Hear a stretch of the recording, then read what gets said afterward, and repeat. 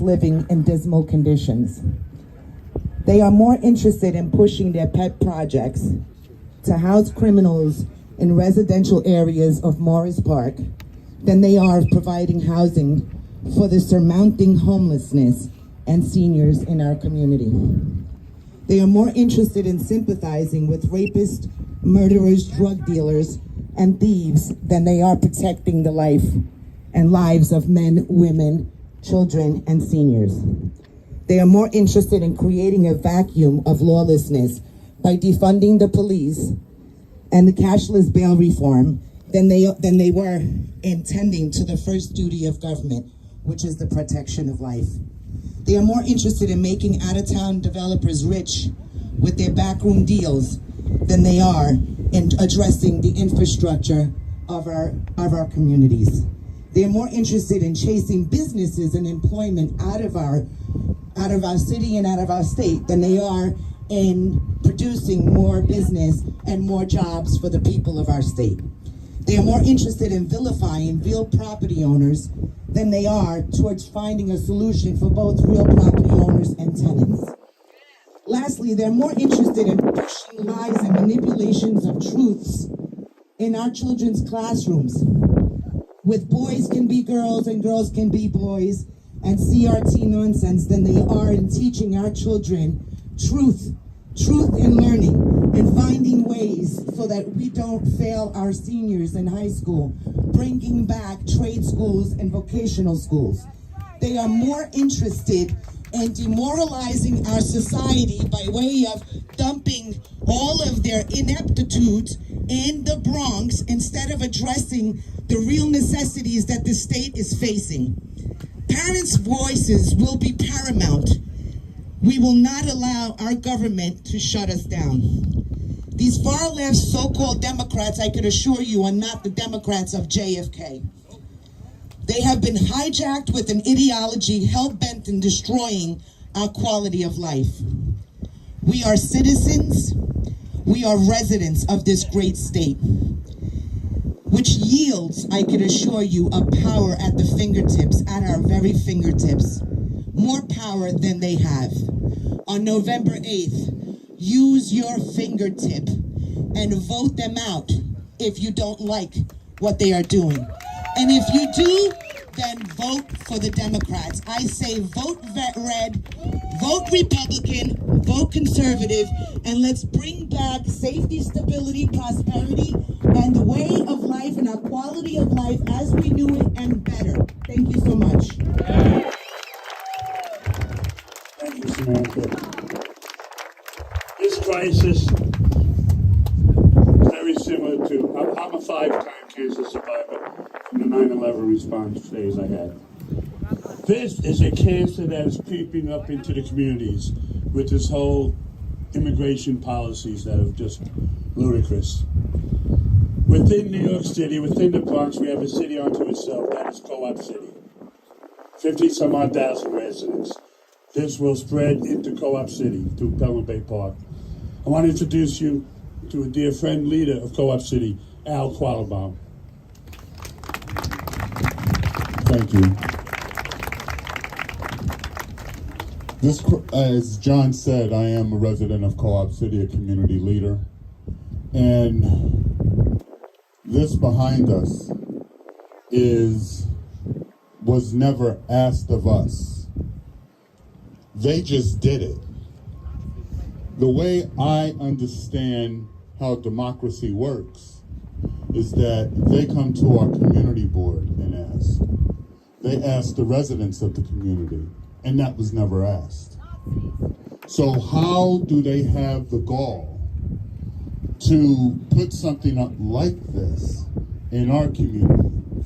It was said that the Bronx is last in everything we should be first, and first in everything we should be last. There's a reason for this. And they prove that they don't care about the Bronx by putting something up like this. You see, and this affects the whole Bronx. I live in Co-op City. You have people here from City Island. You have people here from Morris Park, from Allenton, Locust Point, all over. We're coming together, and that's what they don't want. They don't want us to come together and fight them because they got it, excuse me, press, they got it ass backwards. They work for us, and we don't work for them. We need government to work for us. Now, I'm a Democrat, and I'm standing here shoulder to shoulder because it's wrong. Humanitarian, how dare they put immigrants in a flood zone during winter? We're in the middle of October, and it's cold already. How do you think they're going to feel in November? No buses, no transportation. Are they out of their mind? And if the shoe fits, wear it. State Representative Michael Benedetto approved this, and he's from this district. Vote him out. It is time for us to put common sense back in Albany, common sense back to City Hall, common sense in our government. And I'm not going to tell you who to vote for, but vote your conscience. Thank you.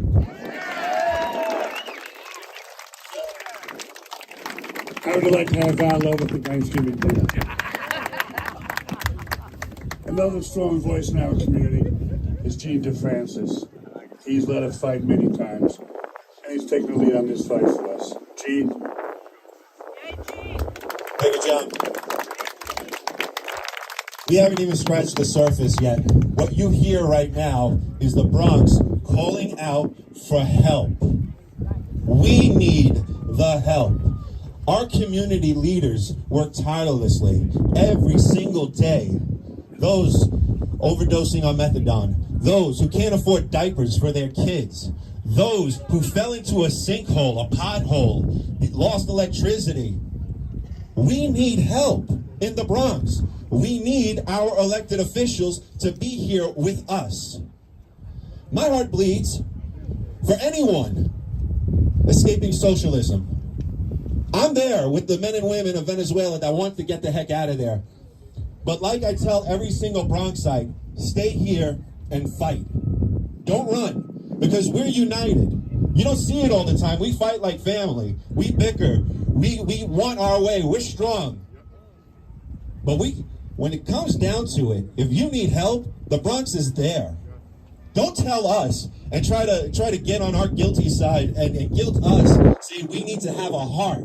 That's what the Commissioner of Emergency Management said to our face. Have a heart. We know they're beautiful people. We know this is inhumane for any human being to live in. That's why children aren't in this structure. It's inhumane. It's inhumane for women, for children, and for men. This is not humane. And if you look at the right to shelter laws, it states that this is inhumane. The location is wrong. The structure is wrong. Everything is about this is wrong. And the Democrats, my friends that are serving in office right now, know it, and they need the courage to stand here with us and say, we're not going to be bullied anymore. Not by a governor, not by a mayor, not by a president. The Bronx will not be bullied anymore. We do not want to be 62 in everything we should be first in. We want to be first. Bronx first.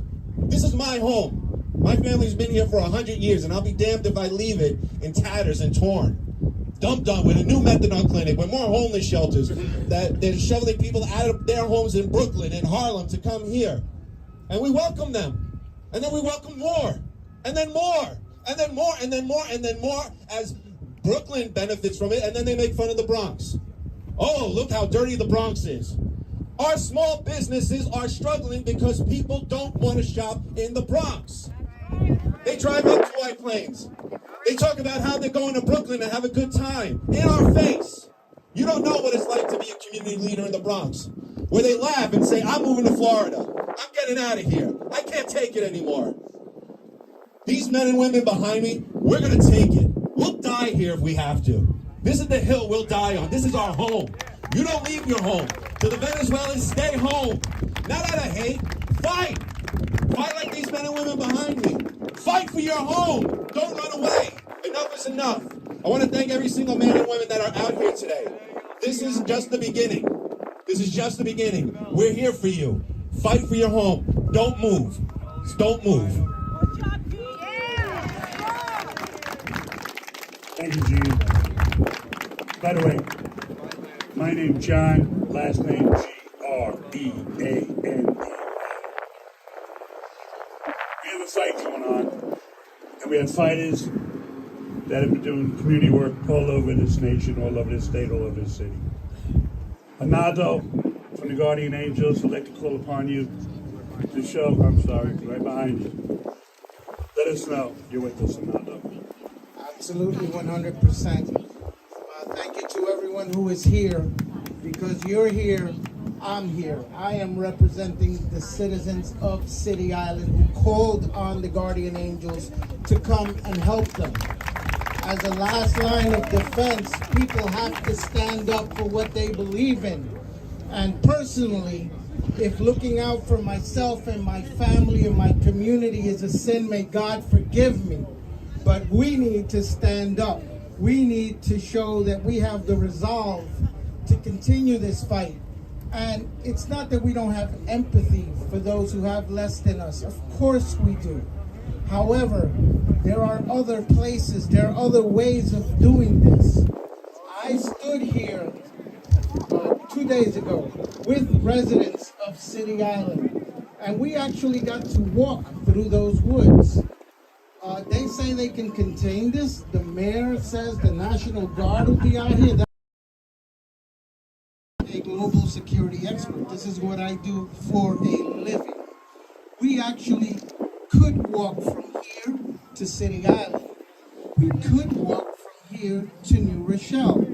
What are the residents of those communities going to say when they see people they don't know? And we're not saying all of them are criminals. That would be ludicrous. But some of them are. Some of them will look to do things that they want to do. And if you think, again, that they can be contained here and they'll have a curfew, that is just about the most laughable thing on earth.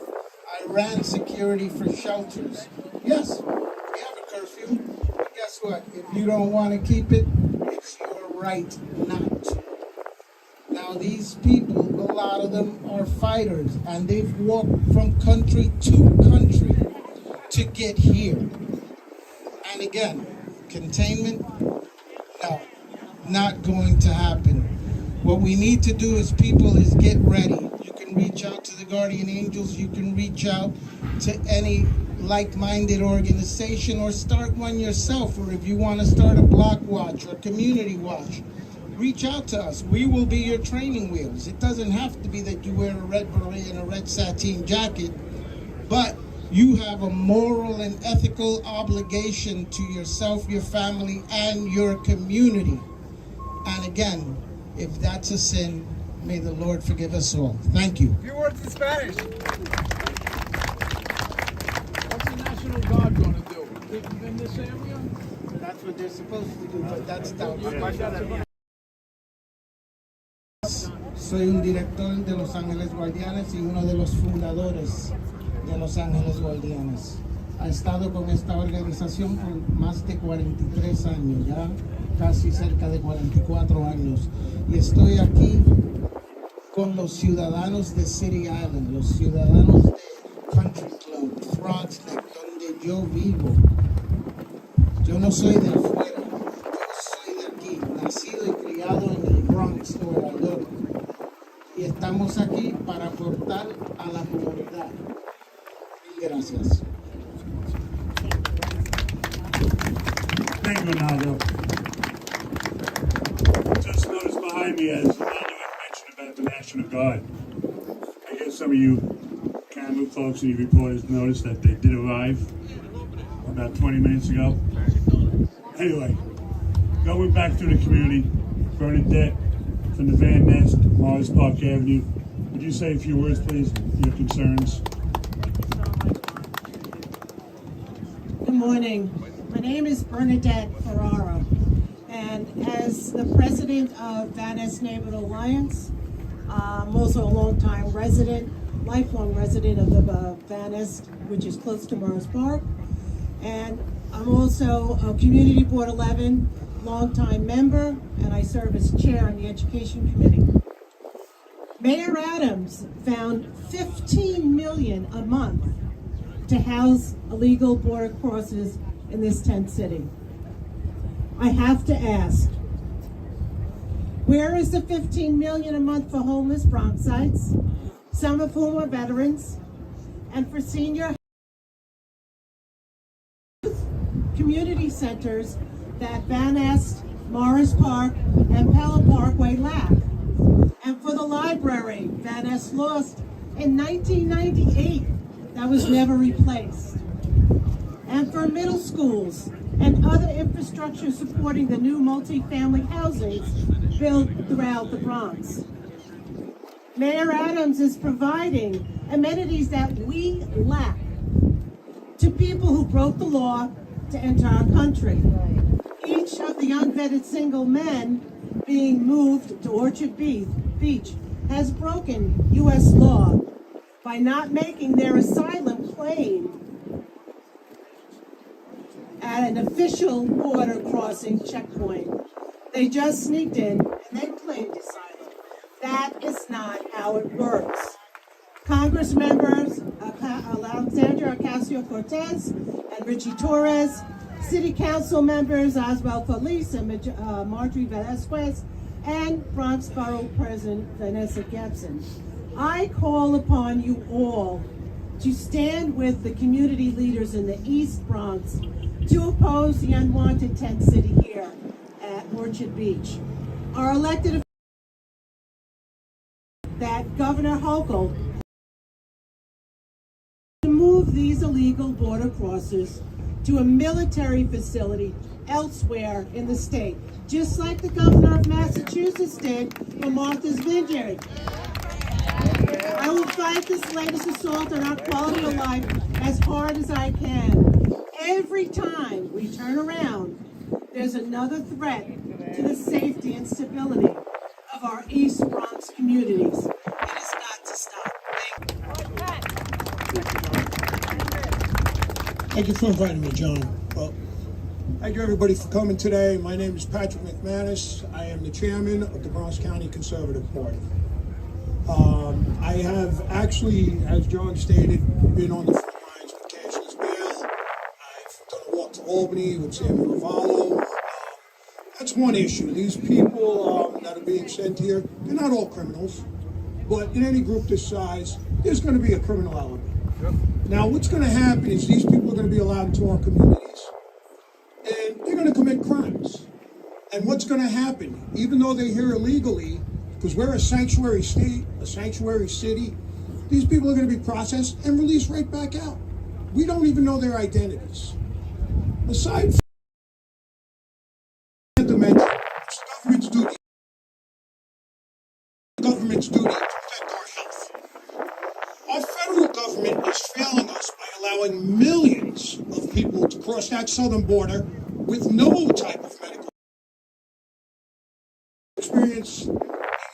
Resurges in polio and other diseases that were eradicated in this country years ago.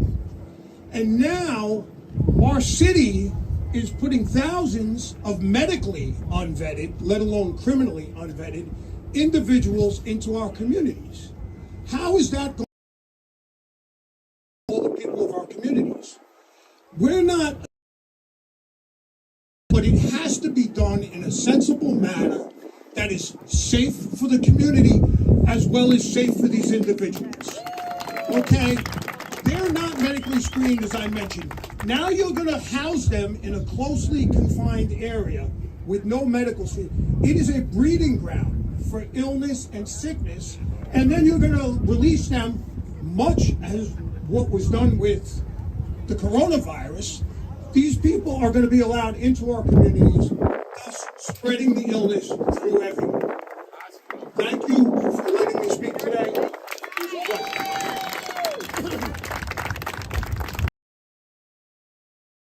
Goes on and on. Dad mentioned the health issue, just caught it offhand. a cruise ship going into Staten Island, let's say to house migrants. Sometimes I thought the cruise ship was the petri dish. Shameful, shameful. Al D'Angelo, if you would speak a few words, Al's from the area, been involved in many things. My name is Al D'Angelo. I'm president of the Morris Park Community Association. Then why do we change the laws? We have an immigration policy that allows immigrants to come here illegally. Why then do we change those laws? The same elected officials who make those laws now change it to fit their needs. The Bronx is the poorest borough. We have the worst education, and we have the highest crime rate. Whose fault is that? We have elected officials that should be making our borough safer. Crime is created by lack of education and poverty. And we need the boroughs in all of those areas. Why is that allowed to happen? Where are our elected officials here to stop that and make this a borough where we can thrive in? We have the most homeless shelters, we have the most group homes than any other borough. And now we have this. People coming across the border who are not vetted for COVID. When we tell our police officers, you're fired if you don't have your COVID shot. We tell nurses that they can't serve the people that they risk their lives to serve when COVID was at its highest rate, that they can't work here anymore because they don't have their COVID shot. Yet we allow illegal immigrants to come into our country, not vetted, with sicknesses that we don't know of yet, and with COVID. None of them are forced to take their COVID shots, but they're put into our community. That's okay. This is a disgrace, and our elected officials have to be held accountable for every sickness that comes. Reason for what's happening there. Thank you very much. Thank you, Al. As I mentioned, this crisis will grow. It'll spread from here, south, east to west, and also up in the North Bronx, and over there. Kevin Pasino is here to speak his concerns regarding the North Bronx. Kevin. How's everybody doing today? It's a beautiful October morning. All right. It's not too bad, not too bad. We're here once again because of the Democratic Party's poor leadership. Got involved in politics about 2 years ago because of it. The supermajority has just destroyed the state and the city completely. When I ran for city council in the spring of 2021, all my other opponents were like, oh, it's not a local issue, but they were all for being a sanctuary city. And I said it is a local issue because it doesn't stop at the border. There we go. The rat lines that cross over the border, they come all the way into our cities. So, they're smuggling people, they're smuggling drugs into our cities. I know from experience, I have family, Colombian, from Ecuador. I have people who've come here legally and illegally. And those who've come here legally, it's a traumatizing experience because they are drug dealers and criminals that are facilitating this transportation. And then they try to get you to commit crimes as well, and they bring their crime from the border into our cities. And my family's lives at the Jackson Heights community, a good portion of them, and I can point out all the storefronts that are run by cartels over there. So we need to start.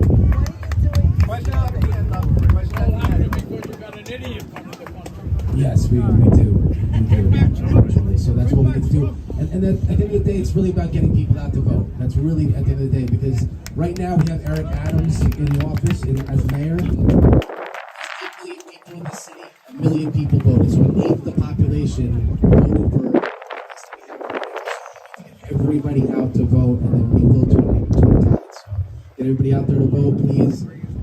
I'm running for state assembly. Nobody on the GOP line, so it's just myself, the Conservative Party, against Jeffrey Dinowitz, who's attacked the First Amendment when going after medical exemption for vaccinations.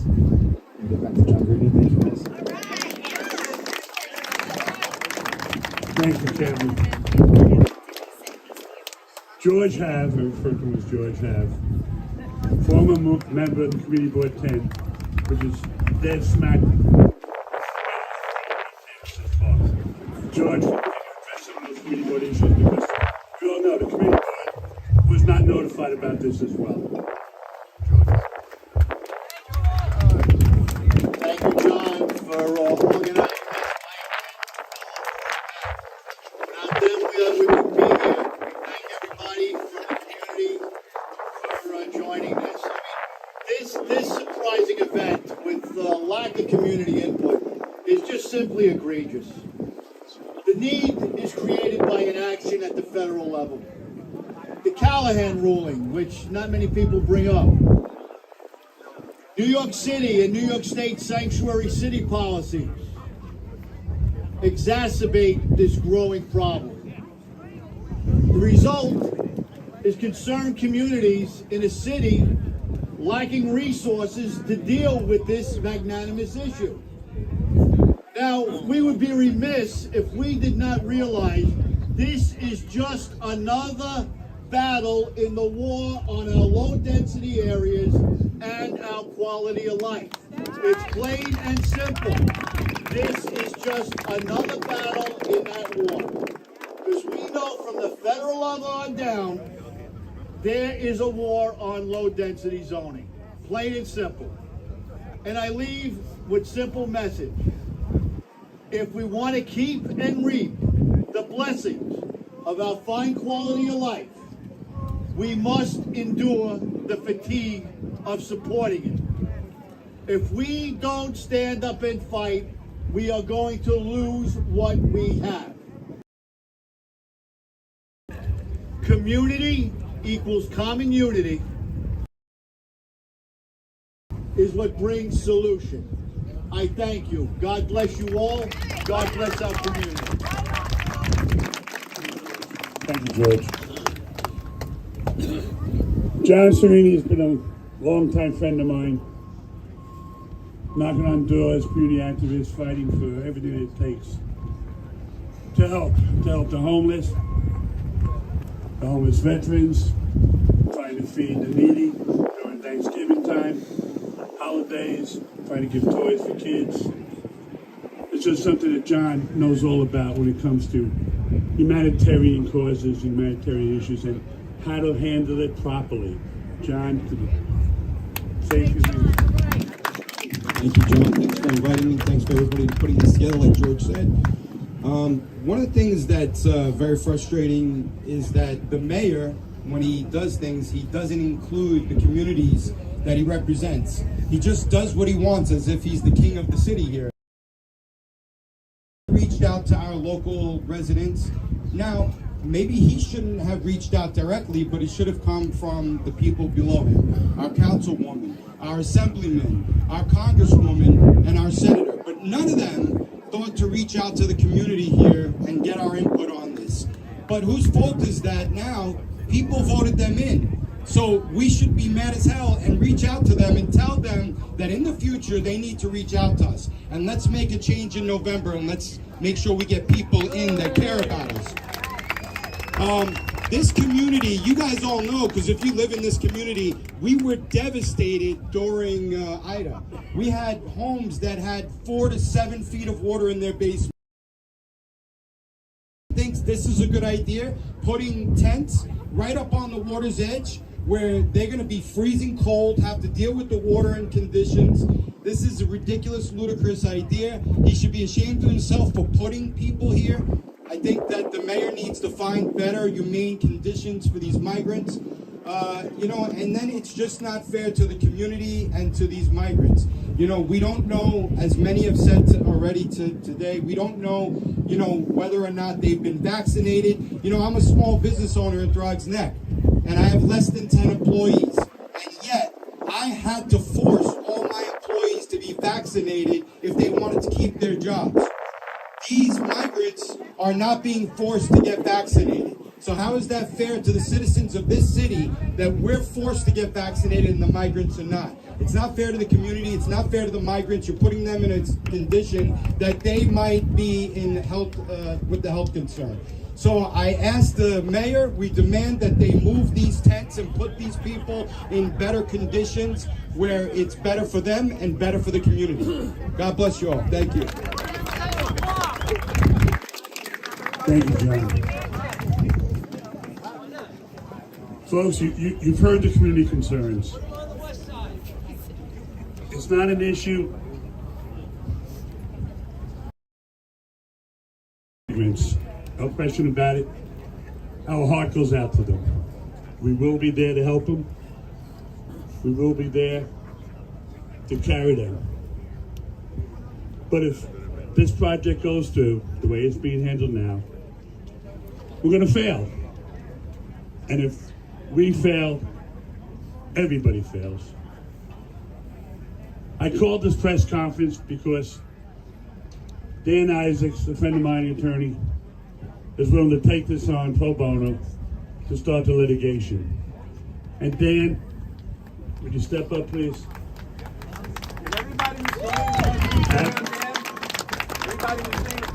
Everybody who's going to be on the lawsuit, on the petitions. If you're on the other side and you want to join on today, the lawsuit, anybody else looking to join, just come forth. Dan Isaacs. John Greaney. Good morning, everybody. Monday morning. John, first I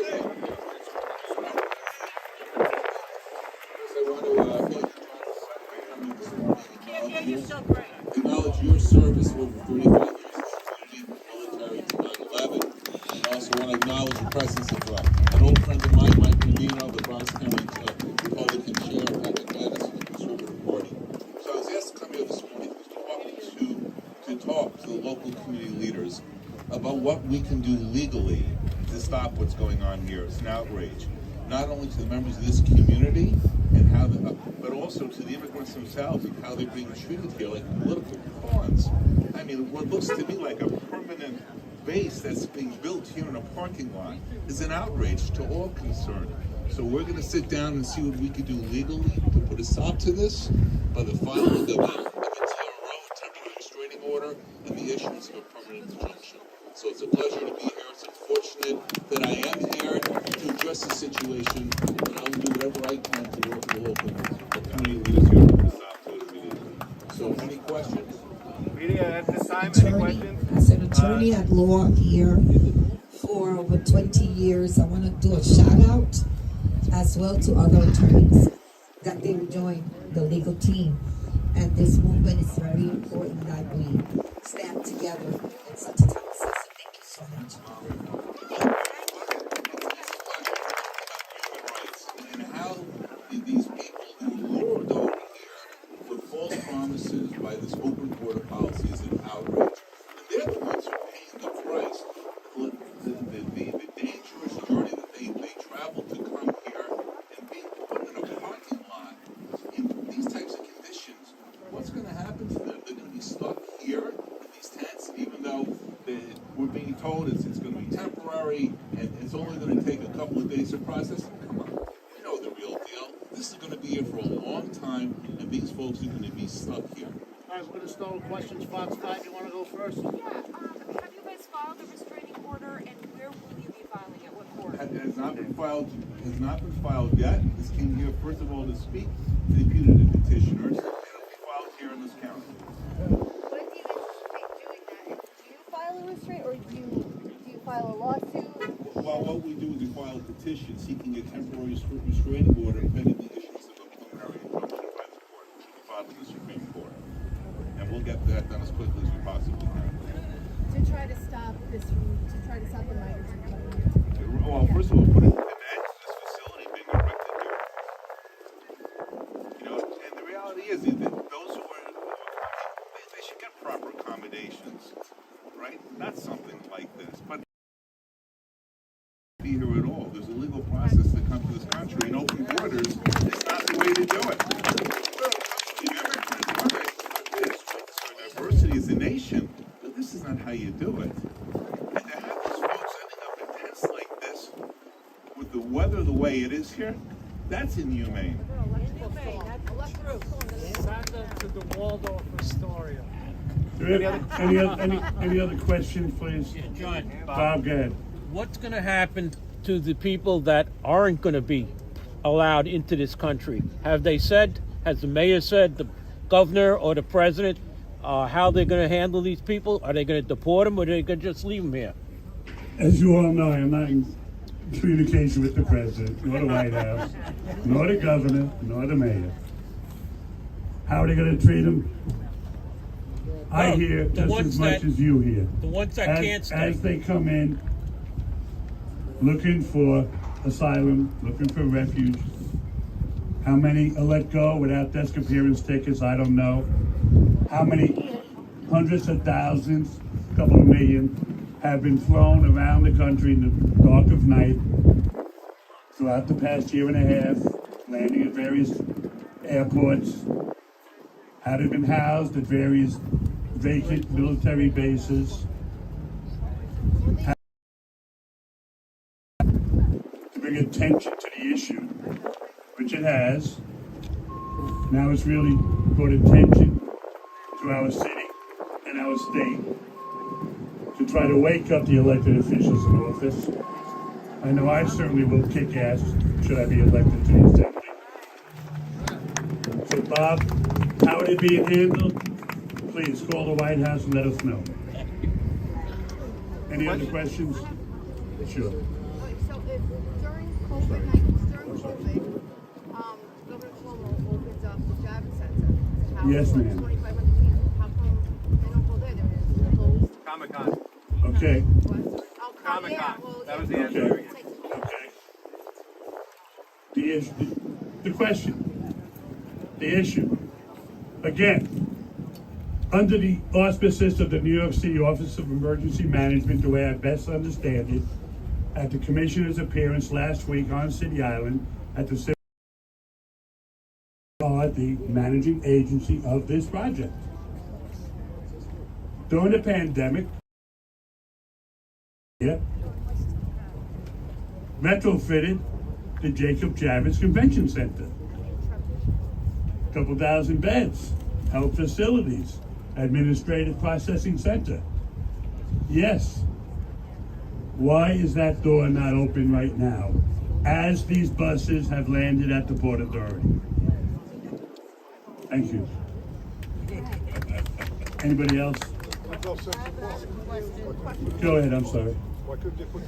Churches that are there now, that are brick and mortar. Okay? All right? Spread drugs in our area. I'm sorry. Who is the crime prevention area? Are drug sending these folks across the Rio Grande? I'm sure they are.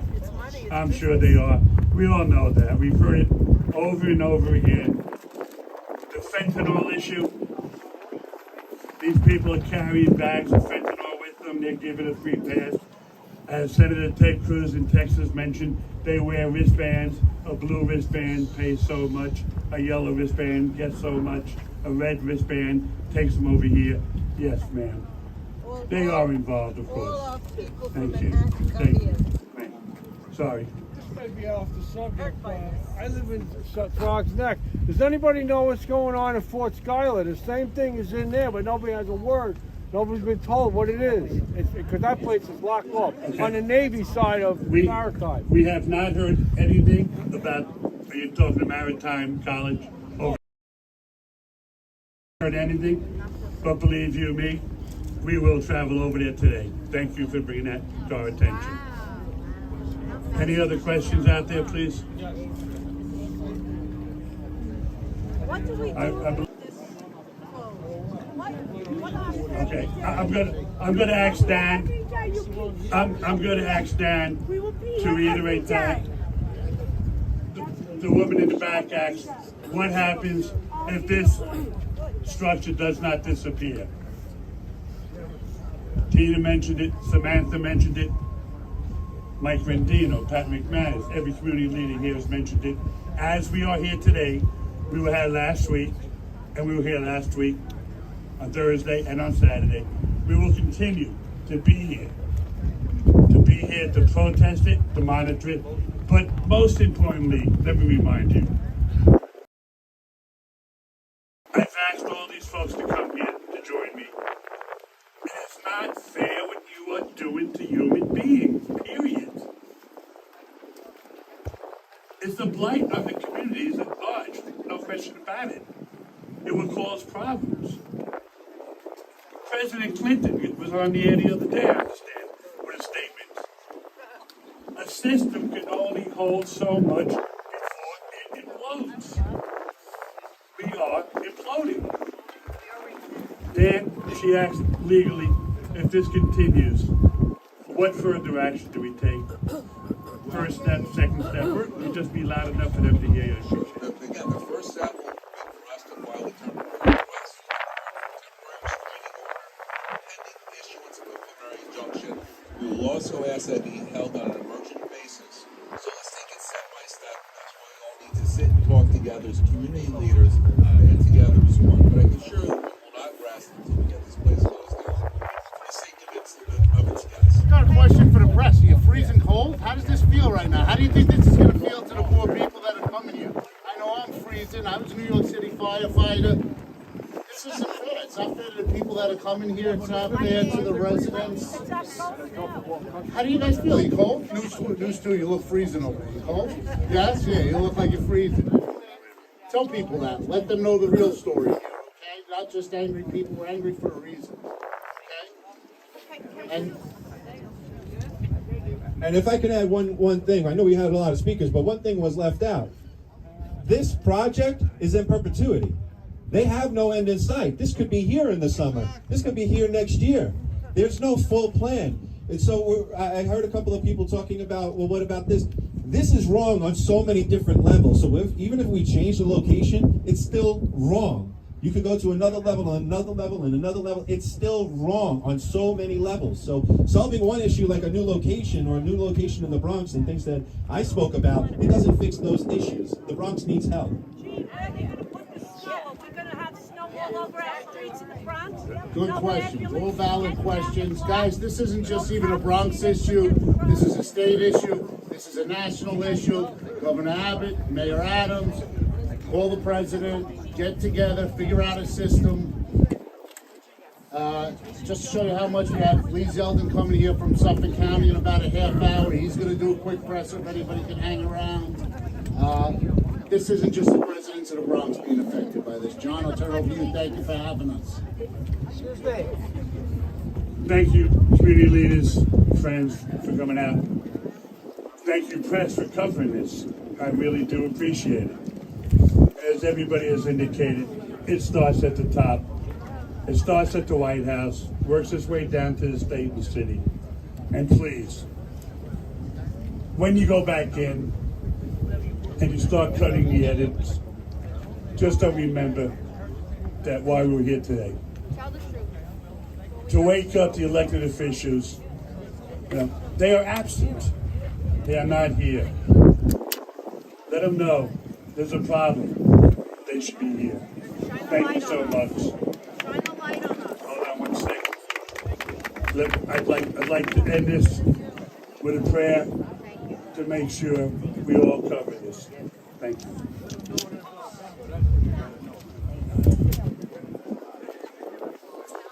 Amen. This was on behalf of the Father, and of course I'm a community leader, an activist, a defender of the most vulnerable for years, besides being a pastor. So it's such an honor to be here. I feel that God is saying that He's so proud that there is a remnant. There is a people here that are willing to be courageous and are willing to use their talent, their gifting, and their anointing that God has placed on us as community advocates, as standing for the least and the last in our communities and in our city. And so I want to close out to encourage you to remember that there is power in prayer. There is power in our faith, and we need to exercise it. When we don't know what to do, let us turn to God and ask for wisdom and ask for direction. So thank you. you so much to the press, all the community leaders, and this attorney, powerful attorney, that is willing to step up and step out and take this into courts.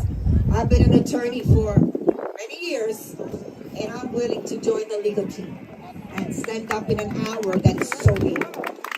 So thank God for calling me and allowing me to be here in such a critical time in our lives and in our city and our nation. So thank you, Father God.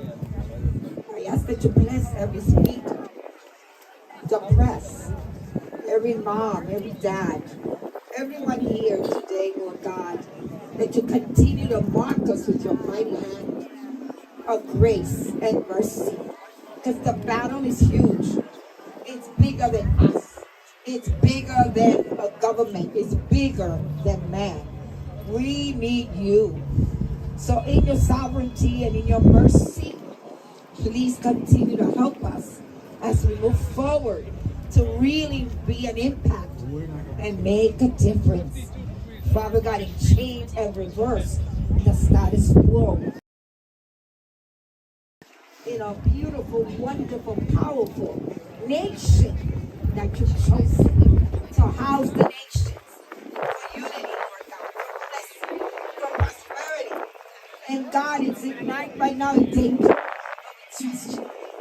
We trust you, and we know behind the scenes where we cannot see, you're at work. So thank you, Lord, for the blessing of this day. And as we move forward, God bless every family, the migrants, every needy person. God bless each and every one of you, and God bless America. Amen. Guys, I just want to correct.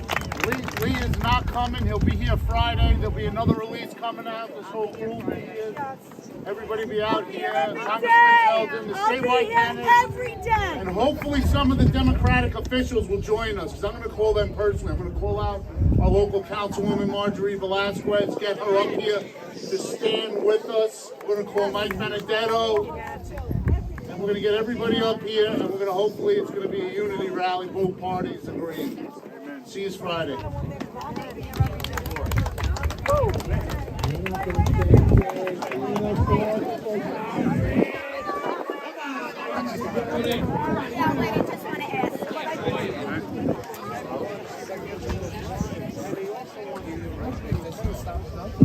Hello? Hello? If anybody wants to join the lawsuit, please give us your contact information and we'll be happy to put you on this lawsuit. Thank you.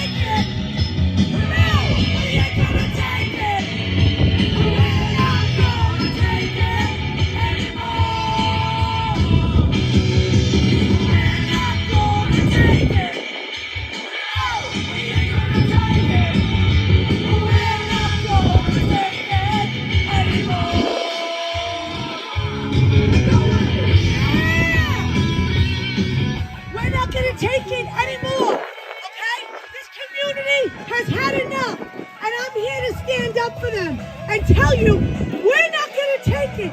Where are you, AOC? Where are you, Marjorie Velasquez? Where are you, Eric Adams? You dumped in our communities. We have had it. We're not going to take it. I will be here fighting every day. Okay, you can put that on the record.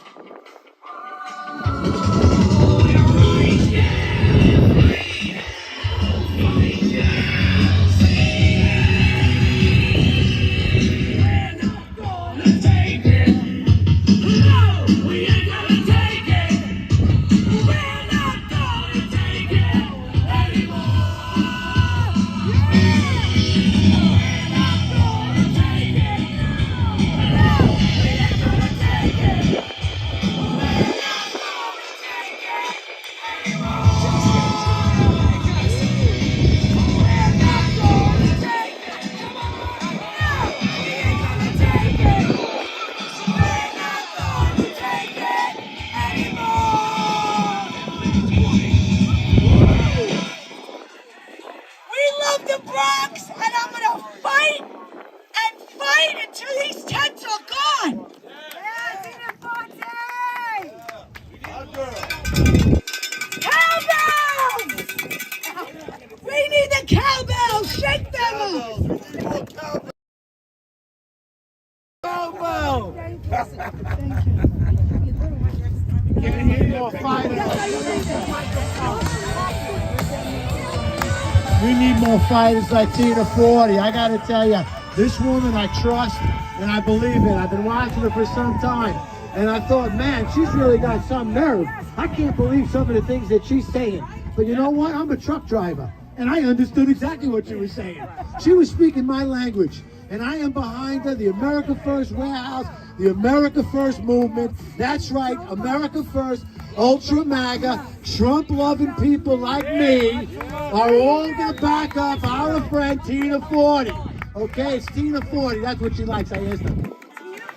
Tina Forte for Congress. I can't. AOC. I can't believe it either. I really can't believe it. And if they come out and they vote for her again, they need to come and take every one of them home with them.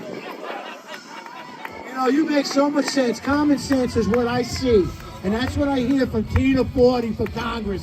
This AOC one, who remembers her crying at the front of the bus? Where is she crying here right now? She's not. Crocodile tears at the border. Like that in her white suit. Why isn't she here standing with the community she's supposed to represent? She'll never stand with any one of you. She'll never walk our streets. She'll never walk and stick up to any one of you. She used this district to push her radical left agenda. She used every single one of the people because this seat does not belong to them. AOC does not belong to the special interest. It does not belong to the establishment. It belongs to me, the people. So where are you, AOC? Where are you defending the Bronx and the people that live your own agenda? You're an elite, living it up with the celebrities. That's all you care about. Tina Forte is a warrior. You know what I'm talking about? That's what we got going on. Tina Forte for Congress.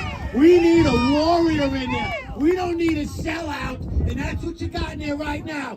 That little girl that came from a bartender, somebody liked her because she was pretty and somebody wanted to date her. But I'd rather date Tina Forte anytime. This AOC, whatever her name is, what a fake. I can't believe how you people voted for her. Is that true? No, it's not. I heard from one of our politician friends over there that the Bronx did not vote for AOC. The Bronx voted red, whoever it was. I don't know, was it Tina last time? Is this Tina's first time going? Tina this time, though. Oh, yeah, it's going to be Tina this time. We love Tina Forte. Tina Forte to get in there and save us, the American people. I'm going to tell you why. This border thing and why I'm here, I'm going to tell you right now. My brother's son died of a fentanyl overdose in a shit town of Baltimore. In my arms. So, I am here to let you know your children do not have to die like ours. I want you to know that this country has people like Tina Forte who's going to go in there and stop this garbage. She's not going to go in there and say, I love the globalist elites. Oh, I think Martha's Vineyard's a wonderful place. Then I'd like to have a party. Martha's Vineyard, they won't even take one of these people. Yet they want our border to take thousands of them. And I'm going to tell you what, I don't care what happens. If I could save one son, one daughter, one husband, one wife from this fentanyl overdose that freaking destroyed me and my family. Look what happened. It made me a terrorist. It made me a terrorist because that's what I am told I am. Our fake president, lying Joe Biden, had told us. Well, also, I think he said that the COVID is over. So when I see somebody with a mask on, I go, why? It's over. Joe Biden follows science. And Joe Biden said that the pandemic is over, okay? Anyway, Tina, I'm disgusted. Can you help me, please? Save me. Save us. That's why I'm here. I'm here to save you all. I'm here to be your voice. I'm here to be your voice. The voice for we the people, the forgotten people, the American people that are forgotten about. Because the elites that are running the country right now, that's all they are, they're elites. They need to go. We need term limits because they all need to go. They're not for you. They're not for the people. This country is we the people. And we need to live by the name of we the people, which is the Constitution of the United States of America. And this does not belong here. We the people should be first. First, always. America first. Not America last. America first. And that's what I am fighting for. Never back down. I stand my ground. That sounds like a beautiful song, I Stand My Ground by Tom Petty. I think she wrote it for you, Tina Forte. God bless you, Tina. We're going to shut down for a couple of minutes, and I think we're going to be back here because I heard a rumor that Lee Zeldin will be here. And I'm sure Lee Zeldin was not coming. Okay, we got to go. Bye! The whole everything. Especially her. Oh, thank you. Got it? I'm going to do one more. Oh, come on, man. Sure.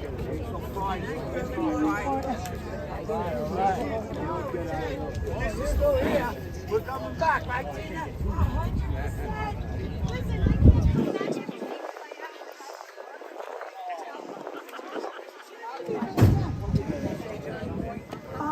No, I don't. I just know Pure. Her name, I think,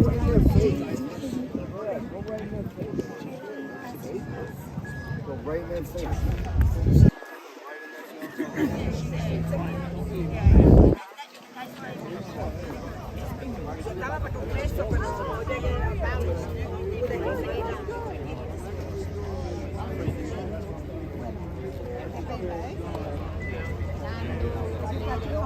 And I would want to get somebody on the other side. Oh no, do your own thing. Do your own thing. What's the one that they do their own thing?